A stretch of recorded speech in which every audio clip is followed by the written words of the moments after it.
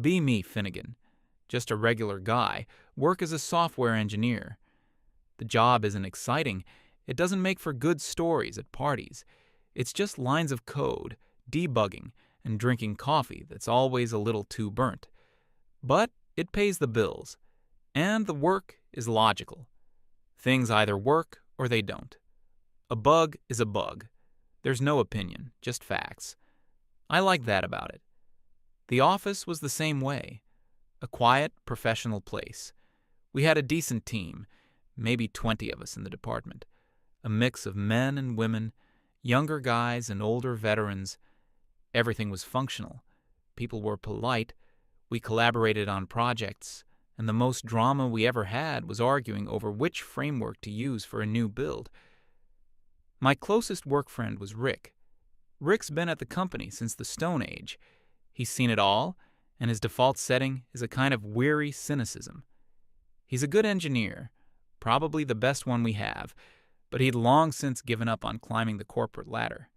He just wanted to do his 8 hours, collect his paycheck, and go home to his workshop. The social dynamic was easy.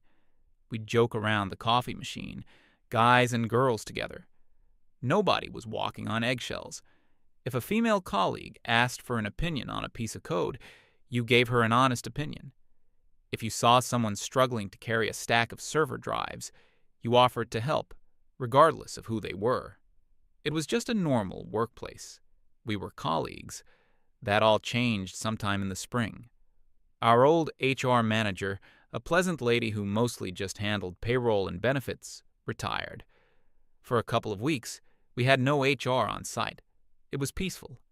Then our department head, Gunnar, sent out a company-wide email. Team, please join me in offering a warm welcome to our new head of human resources, Ada. The email had a picture of her. She was smiling, but it didn't quite reach her eyes. It also had a short bio she wrote herself, talked about her passion for creating inclusive and equitable workspaces, mentioned her dedication to amplifying marginalized voices and dismantling systemic workplace biases. I read the words, and they just seemed like the usual corporate jargon, empty phrases that don't really mean anything. I glanced over at Rick's desk. He was staring at his monitor, not moving. He slowly turned his head to look at me, a completely deadpan expression on his face. He just slightly shook his head, once, then turned back to his screen. That was it. But I knew exactly what he meant. The next day, Ada did a walkthrough of the office. Gunnar was with her, pointing things out, laughing a little too loudly at things that weren't funny. She wasn't looking at the office equipment or the layout. She was looking at us. She had this intense, analytical gaze, like an auditor looking for fraud.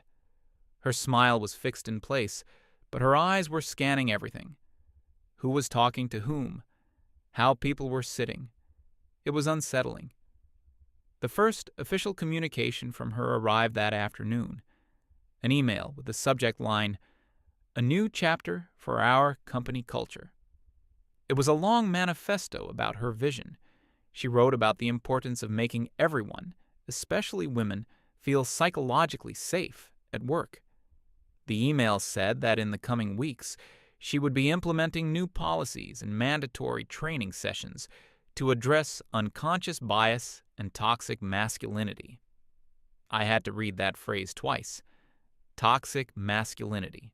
In our quiet little office of nerds, the place where the most aggressive thing that happened was someone microwaving fish in the break room. Rick came over to my desk, holding his coffee mug. He just pointed at my screen with his chin. "You read the gospel?" he asked, his voice low. "Yeah, seems a bit much." "A bit much?" he scoffed quietly. "Finnegan, that's the declaration of war. You just don't know you're a soldier yet." I thought he was being overly dramatic. I was wrong. The mandatory training was scheduled for the following week. The email invitation specified that attendance was compulsory for all male-identifying employees. We all filed into the main conference room, about 15 of us. Ada was standing at the front. next to a projector screen. She was beaming. "Thank you all for being here," she began, her voice full of energy. "Today, we're going to have an open and honest conversation about how we, as men, can be better allies to our female colleagues." We were not, in fact, going to have a conversation. We were going to be lectured. For the next hour, she clicked through a PowerPoint presentation. It was a masterclass in bizarre accusations. She explained the concept of mansplaining, where a man explains something to a woman in a condescending manner. The example she used was a male doctor explaining a medical condition to a female doctor. It seemed completely divorced from our reality. Then she talked about manterrupting, which was apparently when a man interrupts a woman. She said studies showed it happened all the time in meetings. I looked around the room. Most of the guys just had this blank, stoic expression. They were just trying to survive the hour. Gunnar was in the front row, nodding at every point Ada made, occasionally making sounds of agreement. The weirdest part was the section on subtle workplace aggressions. She put up a slide with a picture of a man holding a door open for a woman. She explained that this act, while seeming polite, was actually a microaggression. It supposedly reinforced the idea that women are weak and incapable of opening their own doors. Another example was offering to help a female colleague carry something heavy. According to Ada, this was another microaggression. It implied a patronizing assumption of female fragility. We were just supposed to watch them struggle, I guess. The final slide was about unsolicited compliments. She said that complimenting a female colleague on her appearance, her hair, her clothes, was a form of objectification. It reduced her worth from a professional colleague to an object of aesthetic appraisal. At the end, she asked if there were any questions. The silence in that room was absolute. Nobody moved a muscle. Nobody wanted to be the guy who asked a problematic question and ended up on her radar. Ada's smile faltered for a second, then returned. "Great. I'm glad we're all on the same page. This is just the first step in building a better, safer workplace for everyone." We filed out of the room in silence. The atmosphere in the office was immediately different. It was like a chill had set in. The easy banter was gone. Men and women still talked, but only about work and in a very formal, stilted way. The following Monday, Ada announced her next big initiative, an anonymous reporting system. She sent an email explaining that any employee could now submit a confidential complaint about any colleague's behavior through a special portal on the company's intranet. She guaranteed that the identity of the complainant would be protected. The goal, she wrote, was to empower those who feel unable to speak up. Rick called it the Stasi hotline. It didn't take long for it to be used. The first victim was a guy from the networking team. Let's call him Mark. Mark is a cheerful, loud guy, one of those people who just has a booming laugh. He's harmless. One afternoon, he was telling a couple of us a funny story about his kid. He got to the punchline and let out his usual big laugh. The next day, he got called into a meeting with Gunnar and Ada. He came back to his desk about 30 minutes later, looking like he'd seen a ghost. He told us what happened. Someone had filed an anonymous complaint. It said his aggressive and overly loud male laughter was creating an intimidating and hostile work environment, reminiscent of a locker room. He tried to explain it was just his laugh, that he's always been that way. Ada told him that intent is not as important as impact. The impact was that a colleague felt unsafe. He was given a formal verbal warning, which was documented in his employee file.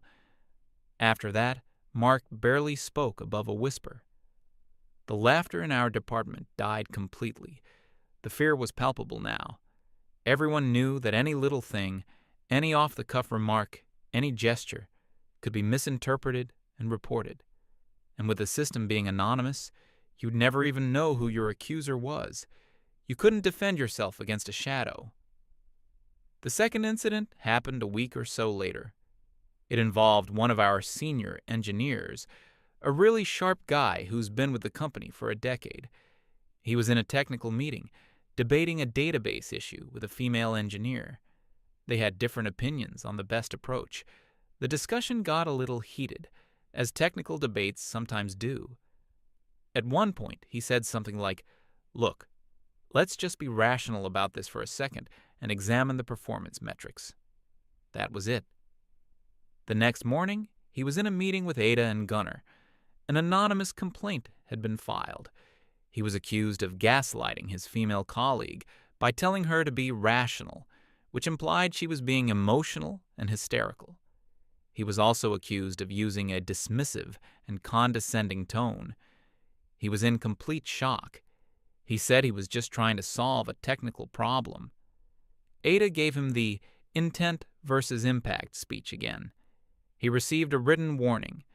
He was told if another complaint of this nature was filed against him, further disciplinary action would be taken. This sent a shockwave through the department. The effect was immediate and devastating. In meetings, if a female colleague proposed an idea, no matter how flawed, the male engineers would just nod and agree. Nobody wanted to be the next guy accused of gaslighting for having a technical disagreement. The quality of our work started to suffer. Collaboration, which is the lifeblood of software development, was dead. We were just a collection of individuals, terrified of interacting with each other. The social landscape of the office completely fractured. The lunch table, which used to be a big mixed group, split apart. The women sat at one end, the men at the other, or men just started eating at their desks. You'd see a female colleague at the coffee machine, and you'd just turn around and walk away, deciding you didn't need coffee that badly. It wasn't out of malice. It was self-preservation. Every interaction was a potential risk. The safest move was to have no interaction at all. I remember one afternoon, I was walking to a meeting. One of the female project managers was standing by the conference room, trying to get the projector to work. She was struggling with the cables. My first instinct, the human instinct, was to walk over and say, "Hey, need a hand with that?" But then Ada's voice popped into my head. The training session. Patronizing assumption of female fragility. Was offering help a microaggression? Would she appreciate the help, or would she file a complaint that I was implying she was incompetent? I couldn't know. The risk was too high. So I just stood there awkwardly for a moment, then walked into the room and sat down, pretending I hadn't seen anything. She eventually got it working herself, but I felt terrible. Not for her, but for the situation. This is what it had come to. Basic human decency was now a fireable offense. I saw Rick later that day. He looked more tired than usual. "How are you holding up in the new utopia?" I asked him. He took a long sip of his coffee. "I've just deleted a decade's worth of email," he said, "and I've stopped making eye contact with anyone. I'm a ghost. It's safer that way." He was right. We were all becoming ghosts. The final straw for me came about a month into Ada's reign of terror. I was working on a project with a female developer. We were sharing a screen, debugging a tricky piece of code. To point something out on the monitor, I leaned in, and my arm brushed against her shoulder for a fraction of a second. It was completely accidental, a total non-event.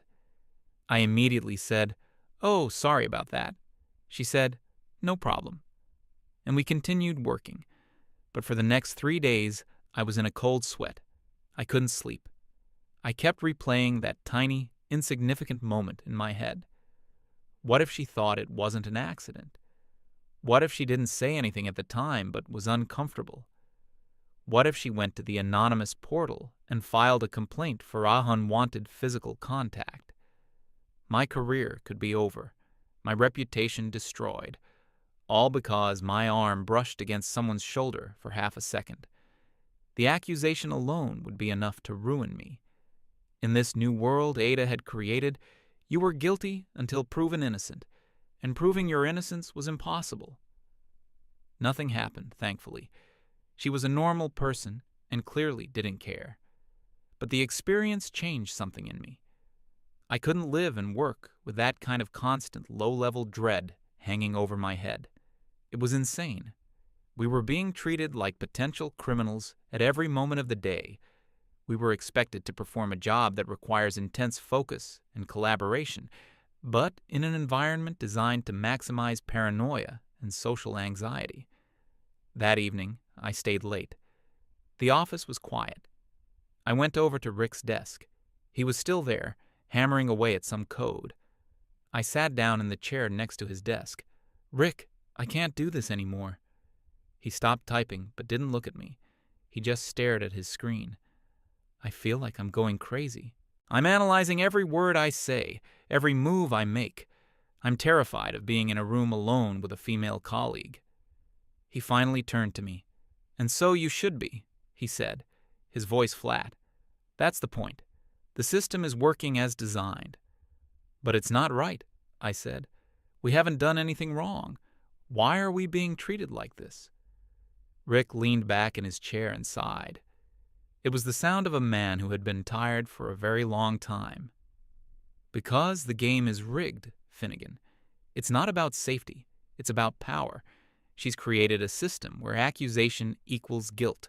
There's no due process. There's no evidence. There are only feelings and impacts." "So what do we do?" I asked. "Just quit? Let her win?" "Quitting is what they expect," he said. "They replace you with someone more compliant. No, you don't quit." He leaned forward, his eyes intense. "You don't fight the system on their terms. You don't argue about feelings. You change the game. You force it onto a battlefield they can't control." "What battlefield is that?" He tapped his temple. "Logic, facts, hard evidence. The one thing her entire worldview is allergic to." He continued, his voice barely a whisper. "Her power comes from the ambiguity of it all, the he said, she said nature of these complaints, the anonymity. She thrives in the dark. So you drag it all into the light." I was listening, trying to understand what he was getting at. "She wants to talk about safety?" he said, a grim smile forming on his face. "Fine. Let's make this the safest, most documented, most transparent workplace in the history of mankind. Let's give her exactly what she's asking for." He was looking at me, waiting for me to get it. And then the idea started to form in my mind, a system that doesn't rely on feelings or interpretations, a system that just records reality. The only way to fight a system based on subjective claims is with a system based on objective truth, an unblinking, impartial witness. I knew exactly what we had to do. The next morning, I came in early. I sat at my desk and opened a blank document. I spent over an hour crafting the email. I wrote it, deleted it, and wrote it again. Every word had to be perfect. No emotion, no anger, just cold, corporate logic. It had to be a request, not a demand. It had to be framed as a supportive measure for Ada's own stated goals. It was a masterpiece of passive-aggressive corporate speak. The subject line was, "Proposal for Enhancing Workplace Safety and Accountability." I started by praising the new initiatives to create a safer environment. I stated that we, the undersigned, were fully supportive of these goals. Then I introduced the core idea. I wrote that in the spirit of complete transparency and to protect all employees from misunderstandings or false allegations, we proposed the installation of a comprehensive video recording system in the common areas of the office. I listed the benefits. It would provide an objective record in case of disputes. It would deter any genuinely inappropriate behavior, and it would ensure that all interactions were documented, protecting both the accuser and the accused. I was very careful with the wording. I used phrases like mutual assurance, objective arbitration, and a commitment to factual evidence. I ended the email by stating that this measure would be the ultimate tool in guaranteeing the psychological safety that Ada herself had championed. I read it over one last time. It was perfect. There was nothing in it she could reasonably object to, without contradicting her entire platform. I put Gunnar in the to field and Ada in CC. I hit send before I could lose my nerve. For about 2 hours, there was silence. Then I got a meeting invitation from Gunnar. Title, Quick Chat. Location, his office. Time, 10 minutes from now. I knew this was it. I walked over to his office. The door was ajar. I could hear Ada's voice inside, sharp and angry. I knocked. Gunnar's strained voice told me to come in. I opened the door. Gunnar was sitting behind his desk, looking like he wanted the floor to swallow him whole. Ada was pacing in front of his desk, her arms crossed tightly. She had my email open on her phone. She looked at me, and her eyes were blazing. "Sit down, Finnegan," Gunnar said, gesturing to a chair. I sat. Ada stopped pacing and stood right in front of me.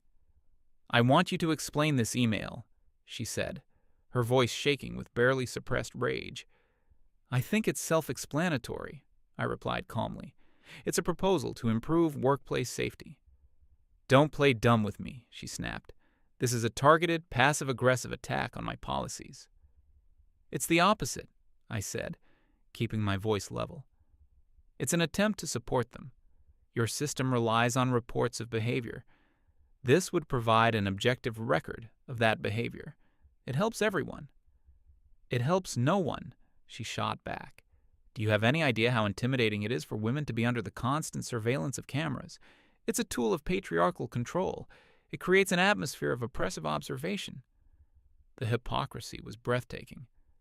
"I thought the goal was to create an atmosphere where people feel safe from harassment," I said. "It is."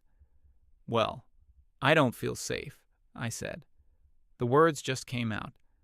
I don't feel safe when any accidental gesture, any poorly chosen word, can be anonymously reported and used to destroy my career without a shred of evidence. I want evidence. I want a camera to prove that I did nothing wrong. Gunnar was just staring at his desk, pretending to be invisible. Just then, the office door opened. It was Rick. He was holding a printout. "Sorry to interrupt, Gunnar," he said, not sounding sorry at all. "Just needed you to look over these server specs." He walked in and noticed the tense situation. "Oh, am I interrupting something important?" he asked, feigning innocence. Ada glared at him. "This is a private HR matter." "It's about the camera proposal, isn't it?" Rick said, looking at me. I gave a slight nod. Rick leaned against the doorframe. "You know, it's funny," he said to Ada. "For weeks, you've been telling us that we need to listen to people when they tell you they feel unsafe, that their feelings are valid and need to be addressed." He gestured toward me. "Well, Finnegan just told you he feels unsafe. A lot of us do. And your first response is to tell him his feelings are wrong and his proposed solution is an act of aggression. It seems the believe all victims policy only applies to the victims you approve of." Ada was speechless. Her face was turning a blotchy red. She couldn't form a coherent argument against Rick's logic. He had used her own buzzwords against her. She just sputtered, This is completely unacceptable." She turned to Gunnar. "I expect you to handle this. This is a coordinated act of intimidation, and it needs to be shut down, now." She stormed out of the office, bumping Rick's shoulder on the way out.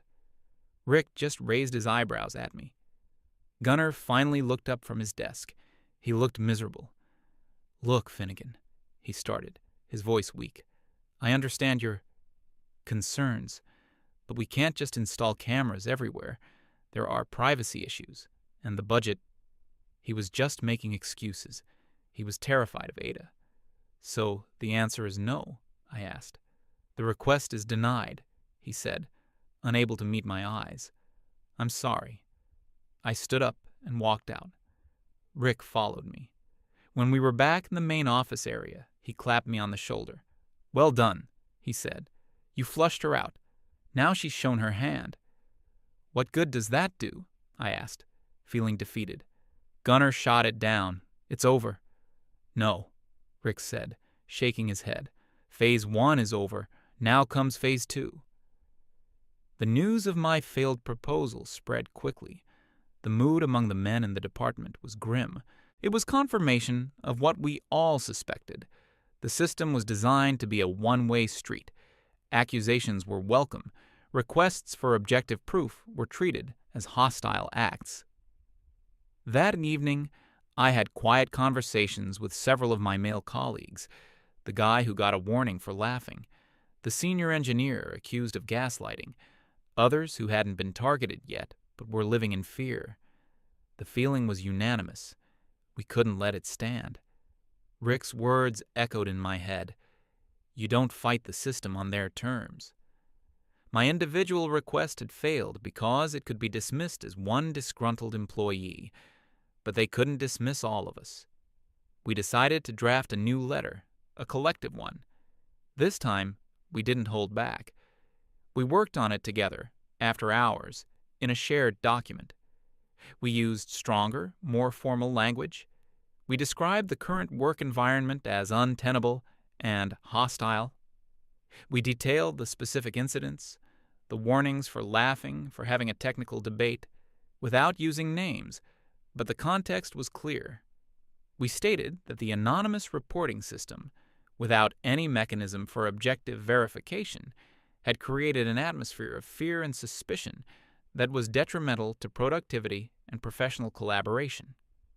We reiterated our request for cameras, this time framing it not as a suggestion, but as a necessary remedial action to restore a fair and equitable working environment for all employees, regardless of gender.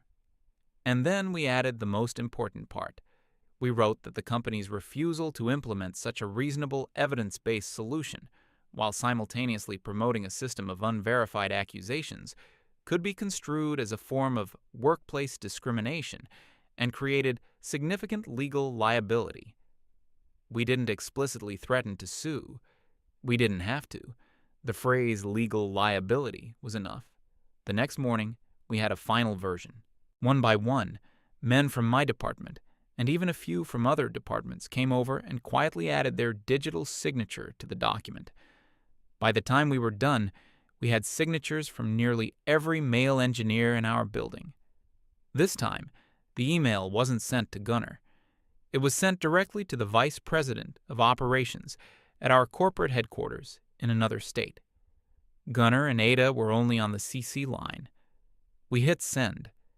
The effect was like dropping a bomb. For the rest of the day, there was a strange, tense silence in the office. Ada didn't leave her office once. Gunnar walked around looking pale and sweaty. They knew they had been bypassed. They had lost control of the situation. The next morning, we got our response. It was an email from the VP's executive assistant. It was brief and to the point. It said that our concerns were being taken very seriously and that a team from corporate, including a representative from the legal department, would be on site the following week to conduct a full review of the workplace environment.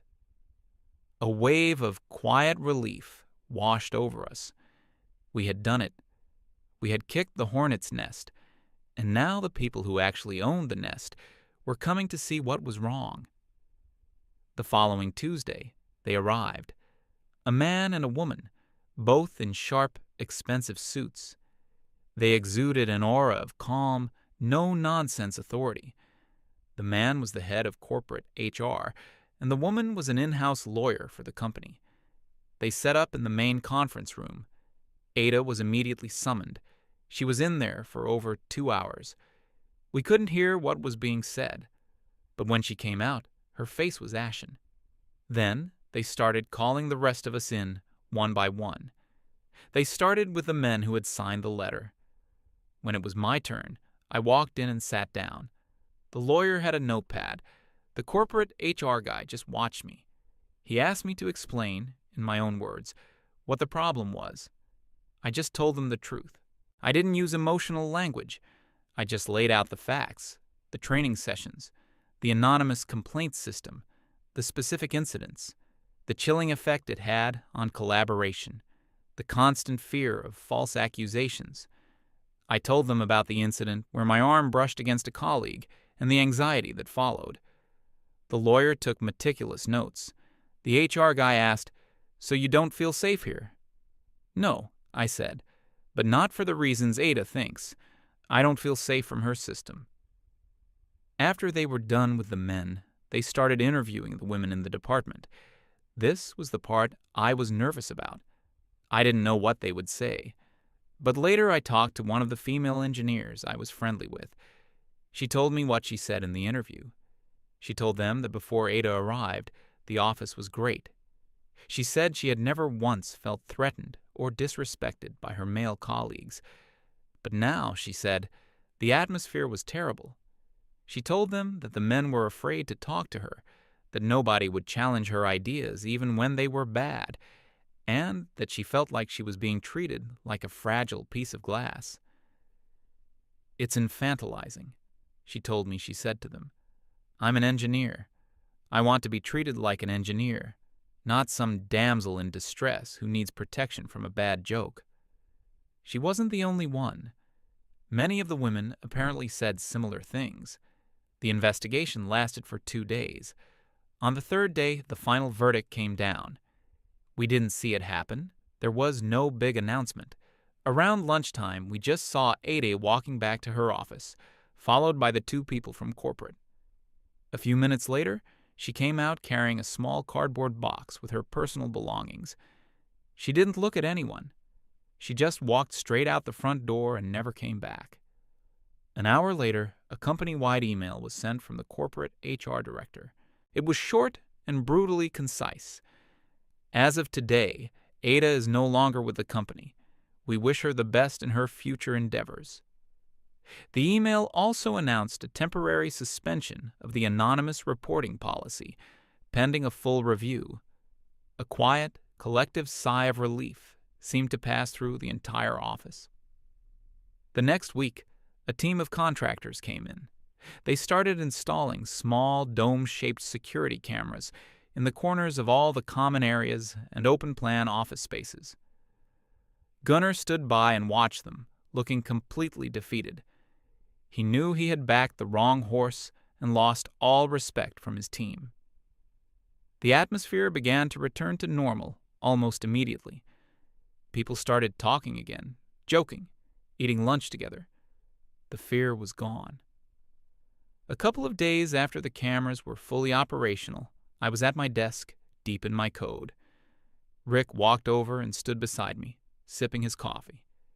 He didn't say anything for a moment, just looked up at the small black dome on the ceiling above us. A tiny green light was glowing on it. "Well, you got what you wanted," he said, his voice laced with its usual irony. "Big Brother is watching you. Every move you make. You're on camera, forever." I didn't even look up from my monitor. "I know," I said, a small smile playing on my lips. "And you know what? I've never felt safer."